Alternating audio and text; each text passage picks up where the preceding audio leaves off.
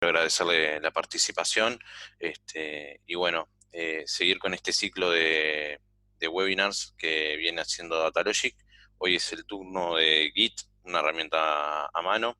Mi nombre es Guillermo Muyano, estoy en el área de infraestructura y bueno, les voy a ir mostrando un poco lo que es el producto y aparte de eso vamos a hablar un poco de lo que es seguridad en home office, lo que es una VPN y por último, vamos a estar hablando de algunas consideraciones de lo que consume o qué consume Internet en nuestra casa, que nos va a dar un pantallazo a veces de lo que está pasando con el consumo de nuestro Internet y cómo podemos mejorar.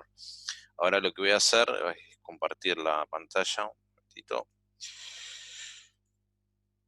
Me dicen si está todo bien ahí, si están viendo.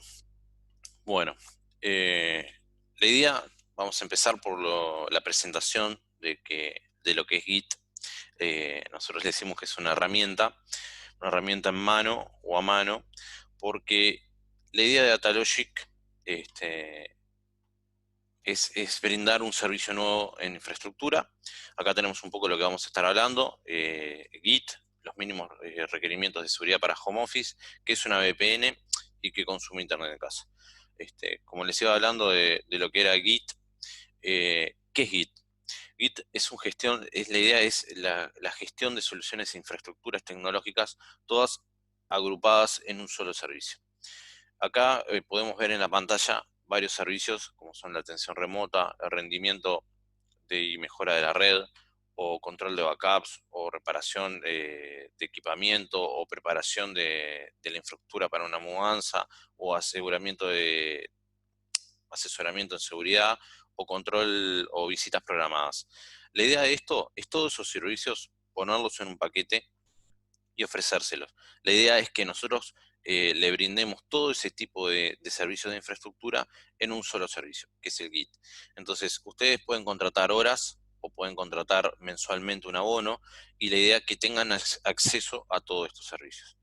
Eh, Más que nada, te puede pasar que en una empresa que tiene infraestructura, que tienen con un técnico de referente, ese técnico tenga tareas para hacer y no le dé el tiempo, o están en zafra y lo sobrepasa la cantidad de tareas. Entonces, en vez de salir a contratar a una persona, Datalogic lo que les propone es contratar todo el servicio de infraestructura en un solo paquete. Entonces, de esa manera vas a contar con un servicio de control de backup o de atención remota o una visita que necesites programar, o un error que no estás pudiendo detectar, o simplemente porque te vas a mudar y tenés que mudar una infraestructura de 20, 30 equipos y solo un técnico no lo puede hacer. Entonces, en este caso, la idea es que ustedes se contacten con nosotros, dada la situación, o le ofrecemos un servicio por horas, o le damos una mensualidad en caso de que ustedes quieran contar con un técnico mensualmente que realice estas tareas, ya que no tiene un departamento de infraestructura. Pero lo importante de todo es que es un servicio flexible, que el servicio se ajusta a las necesidades que tengan como empresa, que no solo sea un servicio rígido, que ustedes tengan X cantidad de horas por mes y que de ahí no puedan salir, sino simplemente que ustedes puedan evaluar cuándo las usan esas horas, cómo las usan, si quieren que el técnico controle los backups, si quieren que el técnico le prepare la infraestructura para determinado punto o evento. Muchas veces pasa que las empresas tienen o webinars como en este caso, o ciclos de charlas, o de repente algún evento en el cual necesitan determinada, no gestión, pero sí preparación para ese evento, y la idea es que puedan contar con disculpen, con este servicio. Bueno, este servicio nace de la necesidad de muchas empresas de que hoy en día con el home office se dan cuenta que no tienen un servicio técnico o no tienen un referente técnico que los asesore en temas de seguridad, en temas de infraestructura y en temas más que nada respectivo a lo que es la reparación, o qué hacer cuando un equipo se rompe, o qué hacer cuando a un equipo le entra un virus. Y bueno, la idea es que ustedes nos llamen y que nosotros podamos brindarles ese servicio. Tener para ustedes un servicio técnico pronto y ya armado, andando, para que ustedes nos transfieran cuál es el problema que están teniendo y nosotros brindarle la solución de acuerdo al caso. Lo importante acá de este servicio, que cuenta con un sistema de ticket, que ese sistema lo que les brinda es un seguimiento sobre el, el incidente que ustedes reportaron, los tiempos de respuesta, también les permite saber si ustedes están de repente llamando 2, 3 veces por el mismo equipo, de repente la opción ahí no es seguir con ese equipo o hacer un cambio, le permite un análisis, le permite tener información de su infraestructura en tiempo real que de otra manera no lo estaría teniendo. Entonces, la idea de este servicio es eso, es gestionar toda el área de infraestructura en un solo servicio. Y si ya tienen un área de infraestructura, ofrecerle la oportunidad a esa área de infraestructura de contar con una herramienta en la cual puedan comunicarse con nosotros y solicitar un técnico o solicitar X cantidad de horas o de última derivarnos una tarea específica como es el control de los backups o derivarnos la mudanza o de repente pedirnos, solicitarnos que un técnico visite las instalaciones determinado día para coordinar o chequear que todos los equipos están funcionando bien. Entonces, muchas veces no solo podemos hacer el área de gestión, sino también ser una herramienta para su área de informática o su área de infraestructura y que no tengan la necesidad de estar contratando a otro técnico, que probablemente capaz que no tienen el trabajo suficiente como para contratarlo, o de repente tienen que pensar en que si ese técnico después se va de licencia o si se enferma. Entonces la idea es que acá están contratando no una persona, sino una empresa y un servicio en el cual ustedes van a poder sentirse respaldados en caso de que o se enferme un técnico o tenga licencia, siempre va a haber otro técnico que lo va a estar cubriendo y siempre es un departamento, lo cual nos permite atender con otra celeridad y rapidez determinados problemas. Bueno, presentado el producto, espero que si tienen alguna duda, después, más adelante, voy a estar dejando mi contacto para que ustedes se contacten conmigo y bueno, en caso de estar interesados en el servicio o necesitar alguna asistencia, me manden un mail, nos ponemos en contacto y vemos la forma de que podemos hacer que esto funcione.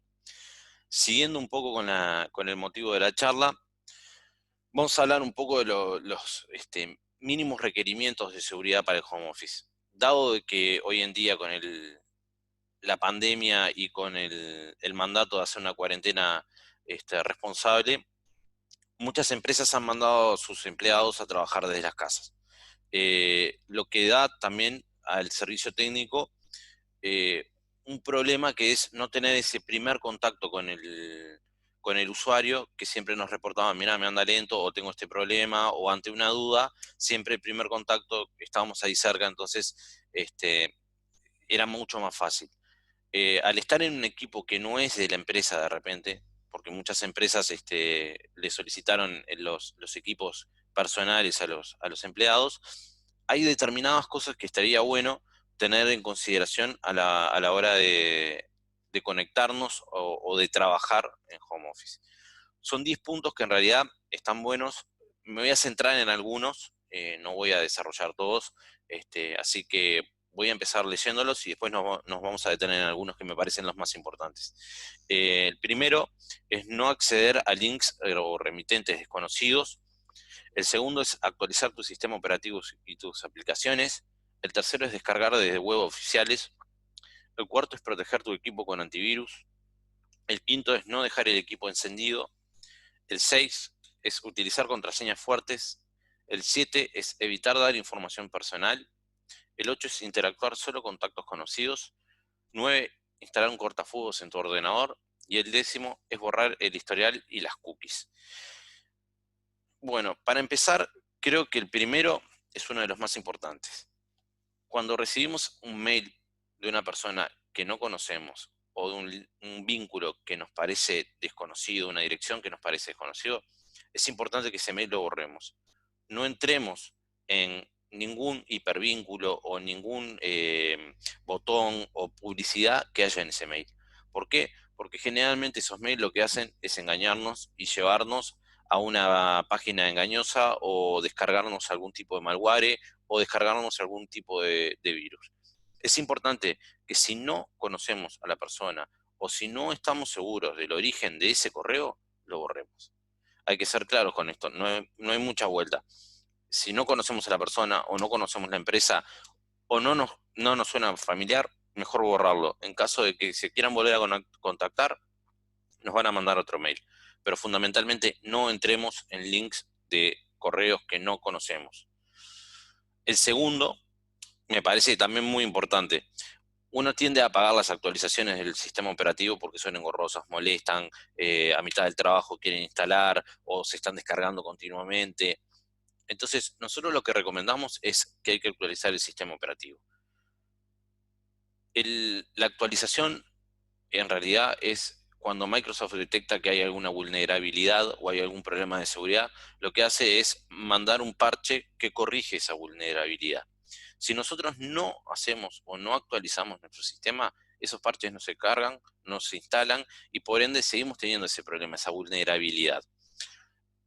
Lo importante es ser inteligente, es poner a descargar las actualizaciones cuando sé que no voy a estar usando el equipo o cuando tengo menos trabajo. Si tengo menos trabajo en la mañana, pongo a actualizar el equipo. Antes de irme, lo dejo actualizando o al principio de la mañana lo pongo a actualizar. O sea, es importante que esas actualizaciones corran y se instalen.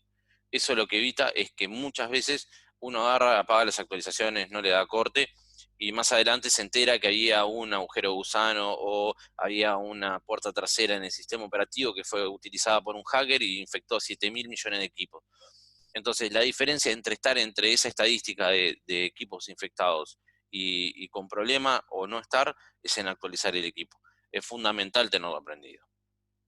Eso me parece que es muy importante y que hay que chequearlo. Otro punto es el 4, proteger el equipo con antivirus. Esto es fundamental. Esto requiere, ahora el sistema operativo Windows 10 ya trae su antivirus, igual que Windows 7 traía su Defender, pero siempre es bueno contar con un antivirus extra, ejemplo el Avast o de repente las versiones pagas como el ESET o el Norton. Es bueno tener un antivirus.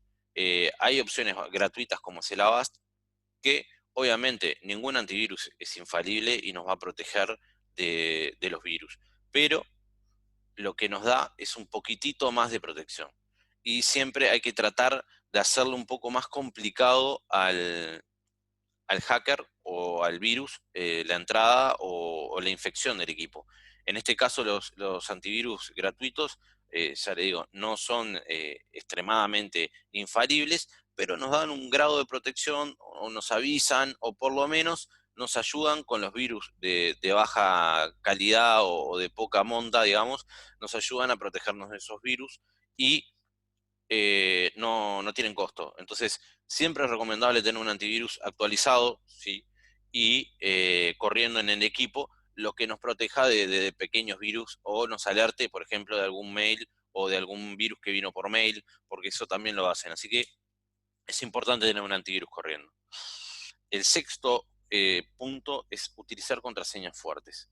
Esto es, creo que una de las cosas más no sé si dichas o más comentadas en el internet, es el tema de las contraseñas débiles y hay una lista de contraseñas débiles como son Password 1 o 1234 o un montón de contraseñas que la gente utiliza normalmente y que no son seguras.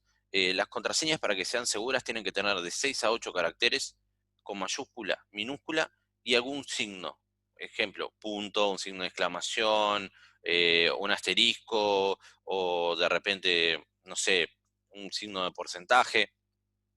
Lo importante es que tengan esos tres conceptos, mayúscula, minúscula, un símbolo, ya sea punto o cualquier cosa, guión, y que sean de 6 a 8 caracteres. Las contraseñas, cuanto más largas es más difícil de descifrarlas para los hackers y más difícil de adivinarlas.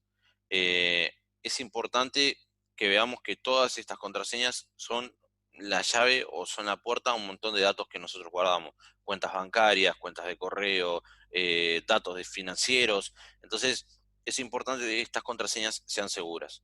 no es bueno utilizar la misma contraseña para todo, porque si perdemos una contraseña, perdemos todas las contraseñas de los demás, o sea, y si alguien nos roba esa contraseña, tiene acceso a todo. Entonces, no es bueno tener una misma contraseña, y está bueno tener el hábito de cambiarla cada 30 a 60 días, cambiar la contraseña. Eh, También hay muchas encuestas que dicen que tienen la misma contraseña hace 5, 10, 15, 20 años. Entonces, no está bueno, es un hábito que a veces es molesto porque nos requiere que estemos continuamente cambiando la contraseña y que nos acordemos la contraseña, pero también nos hace un hábito a estar atentos a la contraseña y a obligarnos a recordarla. Que muchas veces pasa que como la tenemos tanto tiempo anotado y es la misma, nos olvidamos de la contraseña y después la tenemos guardada en el Chrome, y cuando se nos borra el Chrome o cuando tenemos algún problema, eh, cuando queremos acordar no nos acordamos la contraseña. Es importante eso, cambiarla cada tanto, que sea de 6 a 8 caracteres y que tenga uno de mayúsculas, minúsculas y símbolos. Por otro lado, creo que uno de los últimos puntos que me parece importante es evitar dar información personal. Esto puede parecer muy obvio y la mayoría de la gente me va a decir que, claro, nunca lo hace y que lo resguarda, pero hay un tipo de hackeo que se llama ingeniería social o phishing, en algunos casos, que por eso aparece el anzuelo, que a través de llamadas fraudulentas o a través de correos fraudulentos nos empiezan a sacar información personal y nos empiezan a pedir información personal. Ejemplo, muchas personas nos han reportado que le ha llegado mail del banco solicitándole que confirme el número de cuenta o que confirme la contraseña, y ahí es cuando te empiezan a sonar las alarmas. Los bancos generalmente nunca piden información vía mail. Entonces, cuando te llega un mail de tu banco solicitando información, lo mejor que puedes hacer es llamar al banco y cerciorarte de que ese mail esté correcto, de que sea así. Y de ser así, de todas maneras decirle, no, mira, no voy a brindar información a través de la línea, si querés, nos juntamos o voy hasta el banco y haces el trámite ahí, pero lo importante es no dar información. Porque por un lado, por más que capaz que la institución financiera no es un banco, capaz que es un prestamista o una casa financiera, nos está solicitando esa información, pero nunca sabemos quién está escuchando. Podemos tener problemas de seguridad en nuestra red o en la red del banco, entonces es preferible hacer estos trámites en persona cuando nos soliciten información de la cuenta. Eh, o contraseñas o preguntas secretas o alguno de ese estilo, porque generalmente esos datos lo que ayuda al hacker es a juntar datos sobre nosotros y tratar de adivinar las contraseñas o tratar de resetear las contraseñas. Este, Muchas veces vieron que en las preguntas secretas de los cambios de contraseña te preguntan a qué escuela fuiste, o cómo se llamaban tu mamá y tu papá, o cómo se llamaba tu mascota. Imaginen que esas preguntas en una encuesta o en un juego, uno las contesta y no se da cuenta. Pero después, cuando querés acordar, son las respuestas a las preguntas secretas que hiciste para el cambio de la contraseña. Entonces, cuando querés acordar, para un hacker es muy fácil ir, agarrar, poner, me olvidé la contraseña, porque ya tienen tu correo, y cuando le preguntan el nombre de tu mascota, lo saben. Y cuando le preguntan a qué escuela fuiste, lo saben. Entonces te cambian la contraseña y ahí te entran a la cuenta. Entonces es importante evitar dar datos personales o información personal en Internet. Hay que tener cuidado con las aplicaciones, hay que tener cuidado con esas encuestas, con esos jueguitos que te dicen, ay, contestar estas preguntas, porque realmente no sabemos a dónde van esos datos y quién se queda con esos datos. Entonces es importante eh, tener cuidado con eso. Bueno, siguiendo un poco más con la charla, les voy a hablar de lo que es una VPN. Eh, si bien terminamos a hablar de lo que es los mínimos o lo que hay que tener en cuenta a la hora de trabajar en home office con seguridad, hay un término que se escucha mucho, que es VPN. No, me tengo que conectar a la VPN del trabajo, no, nuestra empresa tiene una VPN, así que estamos seguros. Entonces, uno se pregunta qué es eso, porque de repente no todos tienen conocimiento técnico para saber qué significa. Y bueno, la idea es aclarar un poquito y sacarle un poco el misterio a esto que no tiene mucha ciencia. Sí hay un mundo atrás y de infraestructura y un montón de cosas, ingeniería de protocolo, pero la idea es hacerlo bien sencillo para que ustedes lo entiendan y bueno, de repente puedan solicitar un poco más de información o ver cómo pueden instalar una VPN entre su casa y su empresa, o si su empresa no tiene, cómo tener un servidor de VPN para garantizar un acceso fiable y seguro a la red de su empresa. ¿Qué es una VPN? VPN significa nada más ni nada menos que Virtual Protocol Network, perdón, Virtual Private Network.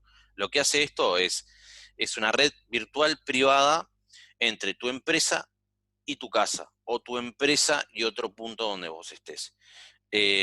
Cuando uno se conecta a la empresa desde su casa o de un ciber o desde una wifi de un hotel, hay opciones o hay una oportunidad de que un hacker esté viendo la información que va y viene entre la empresa, tu casa, la wifi del hotel. Hay un método de hackeo que se llama Man in the Middle, el hombre en el medio, que lo que hace es eso, es simular ser un prestador de servicio. Entonces vos te conectás a ese servicio y él te conecta con la empresa. Obviamente que te conecta con la empresa y que funciona. Lo que no sabes es que los datos que vos estás mandando, él los está viendo y se los está quedando también. Y así como la información que recibe de la empresa, él también la está viendo y se la está quedando. Entonces, una de las cosas que se utiliza, una de las seguridades que se utiliza, es la VPN. Esto lo que genera es un tubo, es como si fuera un tubo de conexión, un cable de conexión entre el punto que nos estamos conectando nosotros y la empresa. Aparte de eso, cifra, o sea, codifica los datos, les pone una clave en una punta y en la otra. Eso quiere decir que los datos viajan cifrados. Y si alguien pinchara ese tubo o si alguien intentara escuchar lo que está pasando de información, no entendería o no lo podría abrir porque está cifrado, tiene una clave.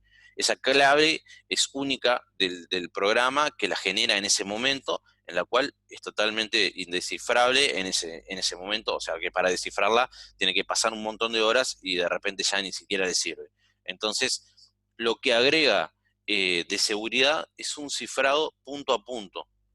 Quiere decir que la información que salga desde mi computadora va a ser cifrada, cuando llegue a la empresa va a ser descifrada por el servidor de VPN y así también al revés. Cuando la información salga de la empresa, la va a cifrar y me la va a llevar a mi casa y ahí me la voy a descifrar. Hay muchas compañías que ofrecen este servicio, como FortiClient o Fortinet, que en realidad es Fortinet la empresa, que tienen costos. Eh, estos, estas opciones de costo son muy robustas, tienen buenas prestaciones, pero también tienen un precio elevado. Entonces, de repente, para una empresa que es pequeña o mediana, no le da o de repente no pueden acceder a estas soluciones. Por suerte existen soluciones que son gratuitas, que son en el ambiente Linux, como el OpenVPN, que brindan el mismo nivel, requieren un poquito más de trabajo de configuración, pero se puede lograr configurarla y que quede andando y que nos brinde la misma protección que los otros equipos. Es importante que entendamos que la VPN, aparte de ser un tubo que nos permite comunicarnos y que nos da determinada seguridad, también nos permite ser ordenados para ver quién se conecta a nuestro servidor, a qué hora se conectó, si tiene permiso, si no tiene permiso, nos agrega un firewall de protección. Entonces, todo nuestro, digamos, tráfico va a estar controlado, porque vamos a saber que solo se van a poder conectar por la VPN. Entonces, si quieren entrar por otro lado, nos va a dar una alerta y eso ya nos va a poner al departamento de IT en movimiento como para solucionar eso y evitar hackeos y posibles entradas de virus.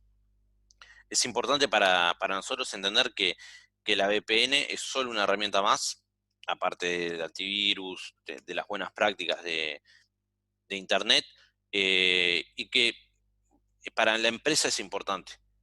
Es importante tener un canal de comunicación seguro, en donde estemos tranquilos que la información que viene por ahí descifrada es auténtica y es de las personas que se conectan, que se tienen que conectar, y que no es un hacker tratándonos de hackear el servidor.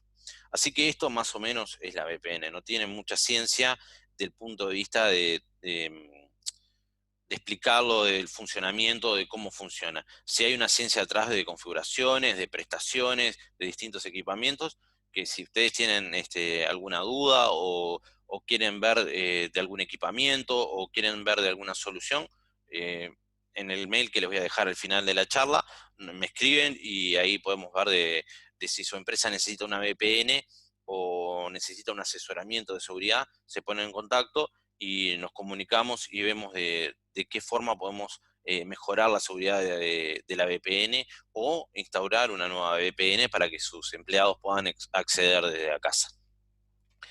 Bueno, siguiendo un poco con esto, vamos a ver un tema que no es menor, es el consumo de Internet en una casa. Muchas veces escuchamos que el Internet está lento, que el Internet está saturado, que en mi casa el Internet anda mal. Y la primera opción que tenemos es salir y aumentar el ancho de banda de nuestro contrato. Obviamente que es una opción válida y que funciona, porque a medida que vayamos aumentando el ancho de banda, nuestro servicio de Internet va a mejorar. Pero también tenemos que entender que es un recurso finito. A medida que nosotros aumentamos el ancho de banda, también podemos aumentar el tráfico. Entonces siempre vamos a estar aumentando el ancho de banda y aumentando el tráfico, aumentando el ancho de banda y aumentando el tráfico. Es una solución cara y no siempre es la mejor, porque muchas veces tenemos que ser ordenados con el recurso. En este caso, en esta pequeña tabla, enumeré tres aplicaciones que son las que más están en uso en una casa hoy en día con el tema de la pandemia, y, y que de repente no nos damos cuenta el consumo que tiene. Estas tres aplicaciones, dos son de streaming de video y una es de audio. La más común y conocida es YouTube, que hace millones de años que está, que por ejemplo en su máxima calidad en HD consume 2 GB por hora. Esto quiere decir que un video de una hora en máxima calidad te va a consumir 2 gigas.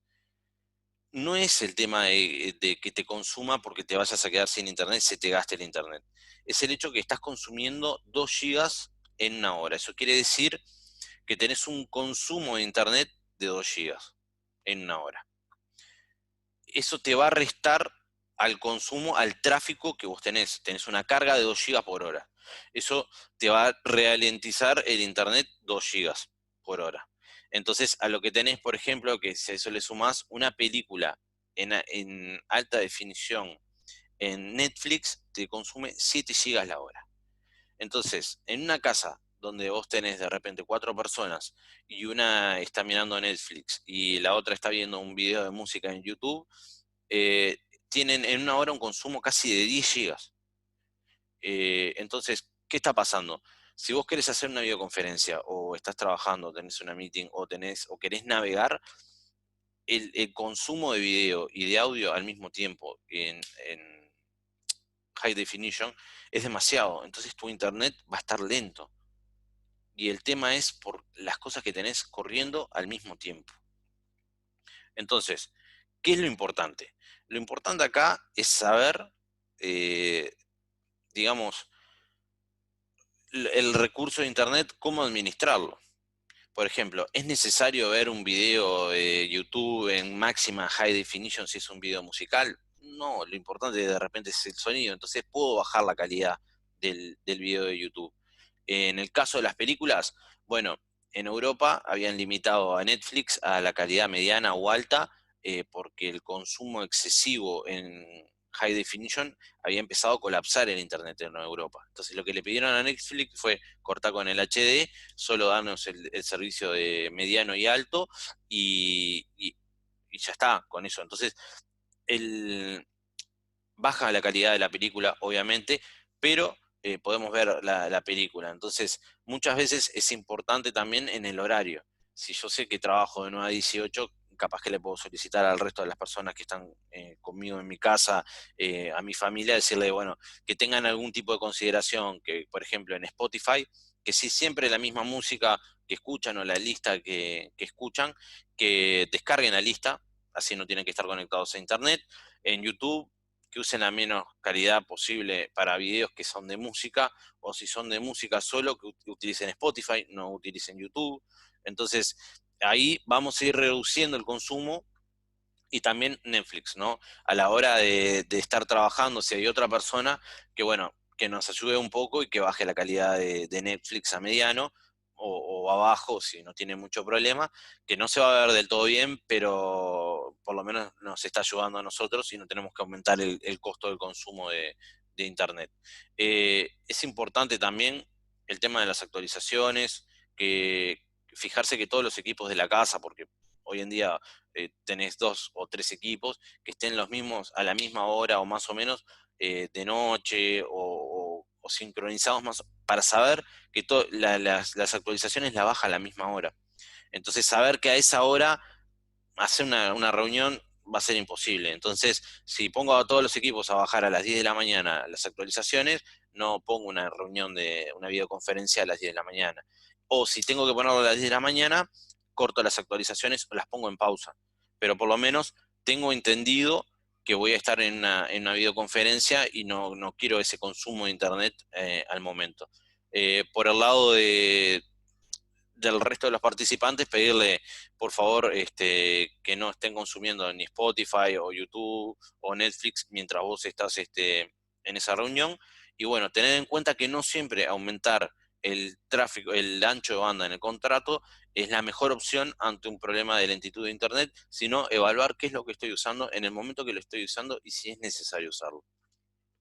Bueno, creo que con esto terminamos un poco lo que son los tips. Quiero agradecerles el tiempo dedicado. Ahí les dejo mi contacto, es g.muyano@datalogic.com.uy. Abajo tienen la página del producto nuevo de Git, está en datalogic.com.uy/git. Cualquier cosa, consulta o preguntas sobre el servicio, me pueden contactar a través de este correo. Aparte de eso, del servicio de infraestructura, también tenemos todo lo que es la reparación o visitas a las empresas para ver la red, si está lenta, si tienen algún problema. Así que si están con algún problema de informática, no duden en llamarnos y estamos en contacto. Agradecerle de nuevo y bueno, quedo disponible por alguna consulta o alguna pregunta que me quieran hacer. Y bueno, nos estamos viendo.